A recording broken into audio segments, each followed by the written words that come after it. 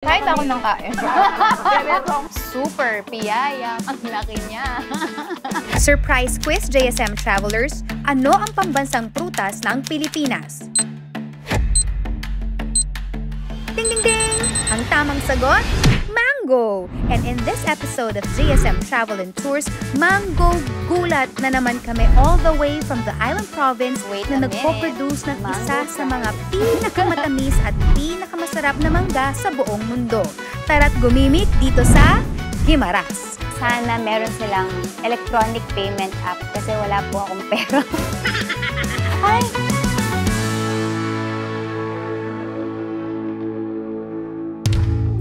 Hello, JSM travelers! Siyempre, as a sweet girl muna tayo today dahil nandito tayo ngayon sa Mango Capital of the Philippines, Guimaras, home of the annual mouth-watering Manggahan Festival. Pero alam niyo ba, JSM travelers, na marami ring pambansang worthy activities ang pwedeng gawin dito, pambansang worthy places na pwedeng puntahan. Kaya naman, ang kanilang hashtag ay #MangosAndMore.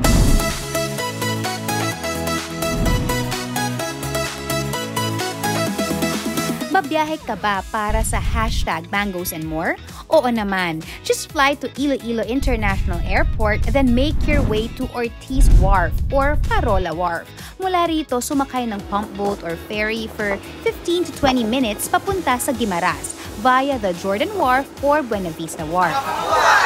Welcome to Guimaras! Magandang araw! JSM Travel and Tours! So, ano nga ba ang unang more na tinutukoy natin? We can start with the Guimaras Wind Farm, also known as the San Lorenzo Wind Farm. Kung ang Amsterdam merong mga windmills, aba, syempre hindi naman magpapahuli ang San Lorenzo Guimaras dahil meron din silang 27 giant wind turbines.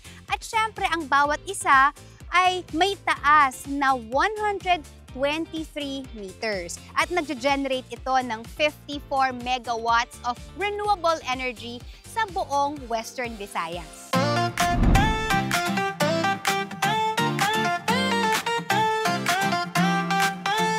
Guimaras Wind Farm patunay sa pagiging mapagbigay ng kalikasan dahil ang malakas na hangin na hatid nito naha-harness at nata-transform into sustainable energy or power supply for free which the community can use and in the process strengthen their local economy.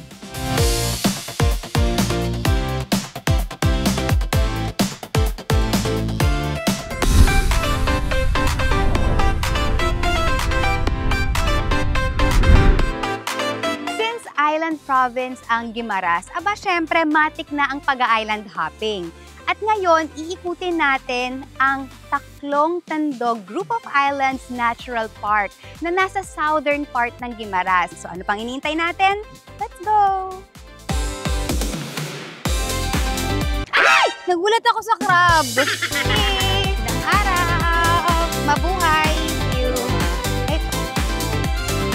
Lugar na ito ay dating tinatawag na TINMAR o Tacloong Island National Marine Reserve. February 1990, idineklara ni dating Presidente Corazon Aquino na isang official National Marine Reserve ang lugar. Pero ngayong taon lang, under Republic Act 12225, TINMAR was renamed to Tacloong Tandog Group of Islands. Hindi maikakaila ang natatanging ganda ng mga tanawin dito. From their white sand beaches, sandbars, great rock formations, and more. Ayan, para sa ating first hop-off, nandito tayo ngayon sa Piagao Island. Alam nyo, para sa akin, i-describe ko siya na parang quadruple P. Pinong-pino at puting-puti. Diba? Ang buhangin dito sa isla na ito. At kung mapapansin ninyo, dito sa shore, mababaw yung tubig. Kaya anytime, pwede kayong mag-snorkeling. Pagdating naman po sa ibon, we have the Philippine duck. Sir, last na po, ano po yung threatened na part? Kasi po meron kang... Ito po, yung batanding. Data ko based sa fisheries po. Sir, botaning. Po lahat po ng shark ay threatened. Kaya lang po, nalagyan ko ng isa kasi yung isa hindi pa namin ma-identify kung anong klaseng shark. Kaya subject pa din for species verification. Baby shark! Sige po.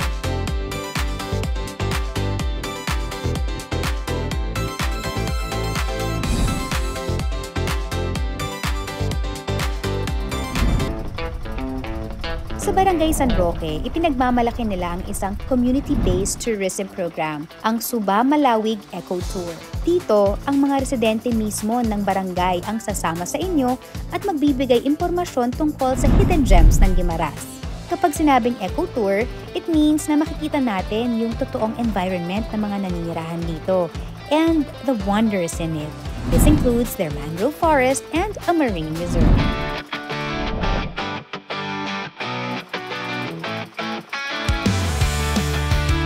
Hi GSM Travelers. Alam nyo, sobrang peaceful, sobrang ganda ng lugar kung nasan tayo ngayon. Pero wala ako sa resort. Kung nasa sa isa akong floating cottage dito sa Barangay San Roque, Nueva Valencia, Guimaras. At nasa gitna ito ng tubigan. Yun nyo.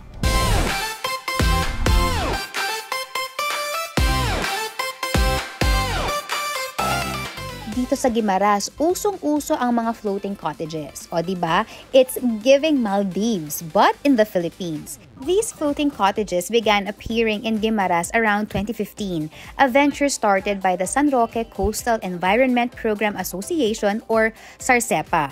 Malawak at maaliwalas ang bawat floating cottage. Meron din itong tables and chairs for dining services at aesthetic na step ladder pababa sa tubig. So alam na guys, swimming na!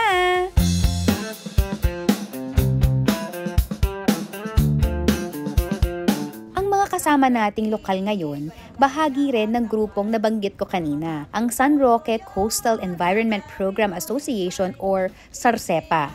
Marami sa kanila dating mangingisda sa karagatang bumubuhay sa kanilang munting fishing village. Ngunit sa hindi inaasahang pagkakataon, nagkaroon ng oil spill dito noong 2006, dahilan para mawalan sila ng trabaho. Gaano po naapektuhan ng oil spill ang buhay ng mga tao na naninirahan po dito sa isla?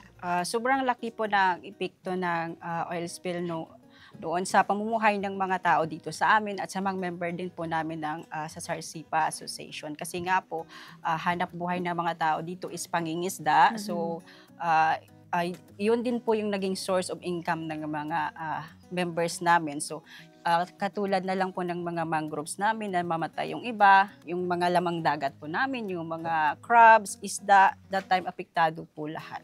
Ano po yung mga steps po or ano po ba yung mga ginawa po ninyo para unti-unti pong maibangon ang inyong kabuhayan? Since association kami, then also meron kaming very supportive na LGU.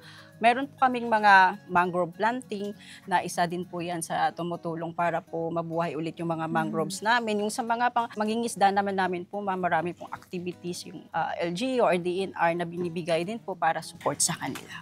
Ma'am, nakita ko po kayo kanina na nagpupunas po kayo ng luha. Ano po ang saloobin ninyo? Gusto niyo po bang ibahagi po sa amin? Tears of joy. Hindi ko alam kung paano ako may anak na ako sa uli pero nakapasok ako sa asosasyon ng SARCEPA. Alam ko na kung paano ako magsasagwan, magbugsay punta doon at dito punta. At alam ko na kung paano ako pakatungo sa mga tao, paano ako magsalita. At nagsalamat ako sa asosasyon sa SARCEPA, madami na akong alam. Noon, hindi ko alam yung English, Tagalog. Oh, wow. Kaunti lang. Pero ngayon, dami na ako nasalihan ng mga seminars, training. Like ang site guide, catering. So, ibig sabihin po, ang association po ay tinuturuan din po ang lahat ng mga miyembro nito na maging tour guide. Yes. Kumbaga hospitality po, yung pagtanggap po ng mga bisita, mag-prepare po ng pagkain. So, even yung catering, lahat po yan pinoprovide ng association. And then, dahil po dyan, meron din po kaming munting regalo para po sa inyong asosasyon. Magbibigay po kami sa inyo ng mga kits tulad nito. Ayan po, para po sa mga turista po na pupunta. Ayan. At meron din po tayong paracetamol para pag may sakit ng ulo, lagnat. Ayan po. So, maibibigay niyo po. At marami pa po tayong ibang mga kagamitan dito. Dahil dyan, kakain na tayo! Kain ako ng kain. JSM Travel and Tours!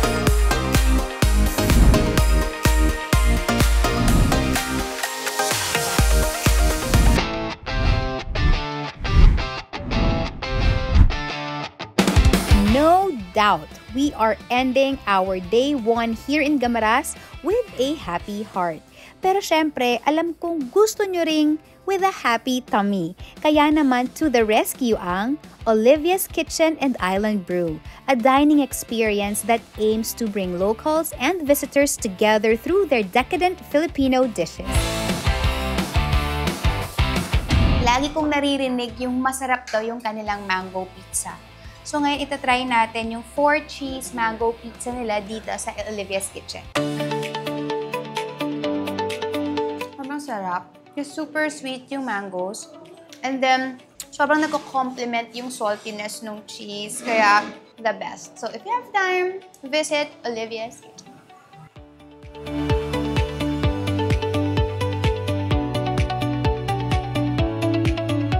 Dito sa JSM Travel and Tours, we always do things right. Yung walang sayang na oras, airline offers, or vacation budget. Dahil sa panahon ngayon, travel right dapat. At with Travel Right, experienced travel advisors and experts will help and guide you reach greater destinations. Kaya for sure, sulit at magiging memorable ang travels mo. Travel right with us.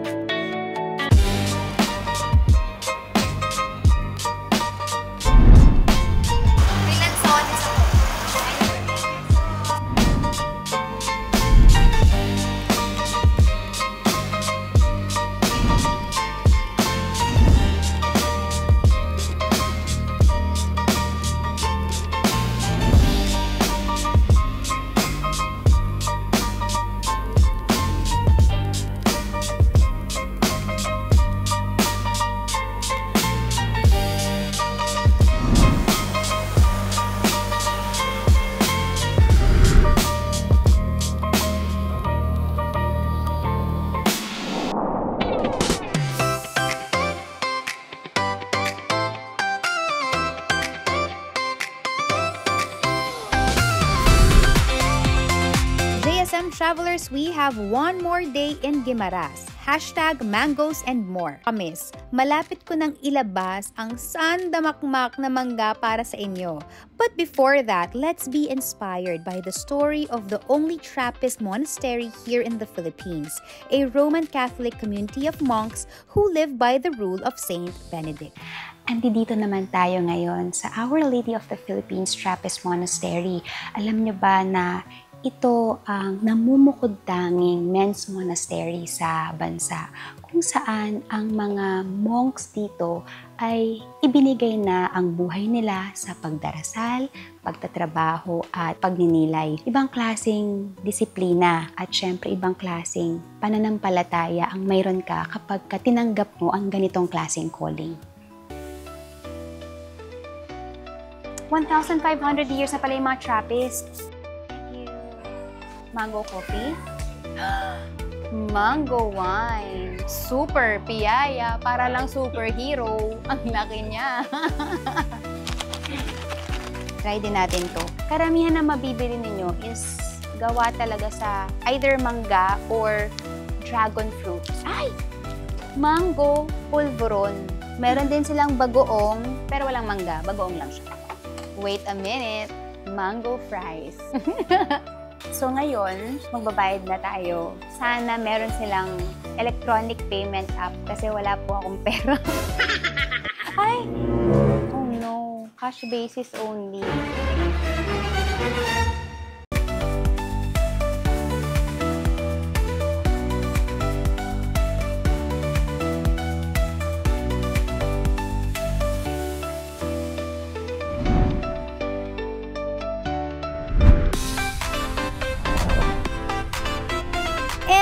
Finally, The moment you've all been waiting for. Ops, check your blood sugar dahil siguradong maglalaway tayo sa mga nagtatamisang mangga as we visit the Bureau of Plant Industry Guimaras National Crop Research Development and Production Support Center.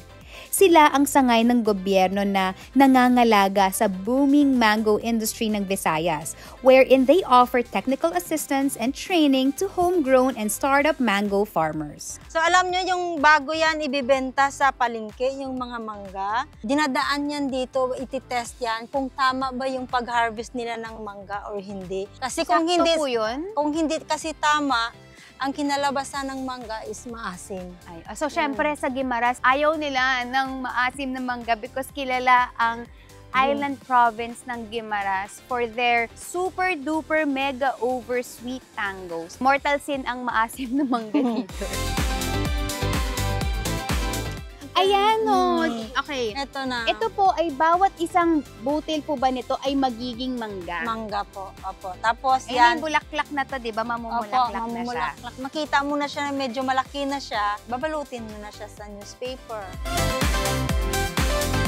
Kayo naman, para mag-explain pa sa atin tungkol sa grafting, kasama natin si Sir Alex ng Bureau of Plant Industries dito sa Guimaras. Hello, sir. Magandang araw po. Good morning po, ma'am. So, bali... Sino po itong kasama or ano itong kasama natin ngayon sa harap natin? Ito po yung tinatawag po natin na rootstock. Ito pong sample na to, grafted natin. Ito po yung seedlings, dinagraft po natin. Kung mag-graft po tayo, tinatanggal po natin dito yung dahon. Opo. Okay lang po yun, ma'am.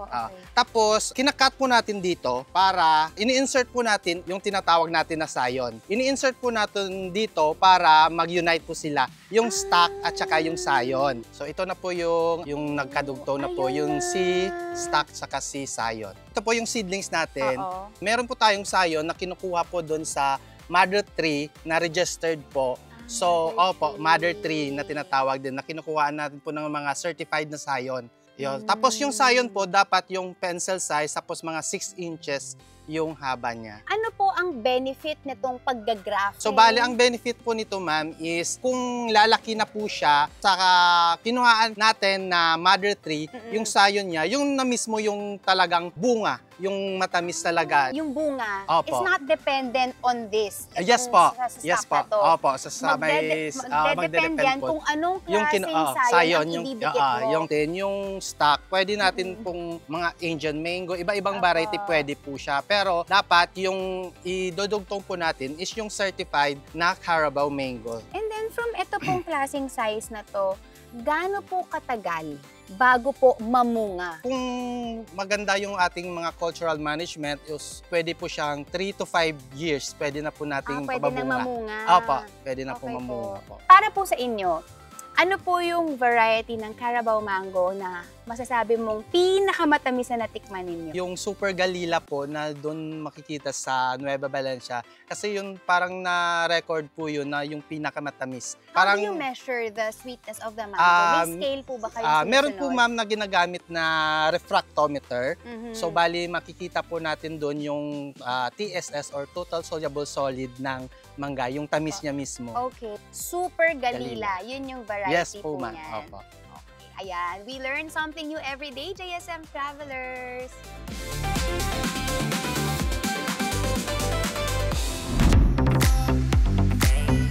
JSM Travelers, ayan, nakita nyo na, di ba, kung paano naka-harvest ang ating mga mango. So, pagkatapos i-harvest, they turn them into delectable treats. Ang question ay, nakatry na ba kayo ng mango pizza, mango coffee, mango beef bulalo, at kung ano-ano pa. At lahat ng yan, available dito sa Mango Island Cafe.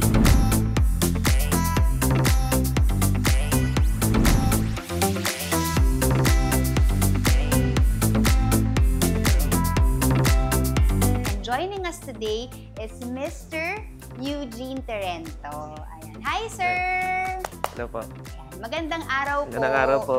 Sir, yung mga nakaserve po lahat dito, napansin ko talagang ultimo yung sisig may mangga, yung burger may mangga, yung lasagna may mangga. Unang-una po, sino po ang nag-isip ng menu? Actually po, si Pit Stop Restaurant, simpleng burger and pizza restaurant siya. Apo. By 2009, ay culinary event yung province. Mali kami with my team also. And also, akong nag-curate ng mango pizza. Wow! Kawa ng Diyos na nanalo, champion kami. So, Ay, congratulations. nag-promote namin yung mangga. Sir Eugene, ano sa palagay mo, kung magbibigay ka sa akin ng, sige, 5, kung kakayanin, yung mga best seller, ano po ang mga recommendations ninyo? Number 1, yung mango pizza talaga. Yung the best Mango seller. pizza. Mango beef bulalo, adobo, chicken adobo twist with mango din. The sisig with mango. Mango sisig. And also the pasta. Ayan. So, pag nabisita kayo sa Pit Stop or sa Mango Mango Island Island Cafe, yun yung mga recommendations ni Sir po. Eugene. Yes po. Ayan. Sir, maraming salamat po sa lahat po ng information na ibinigay niyo po sa amin. Welcome po. So, ngayon, itatry na natin ang mga pagkain na nandito sa harap.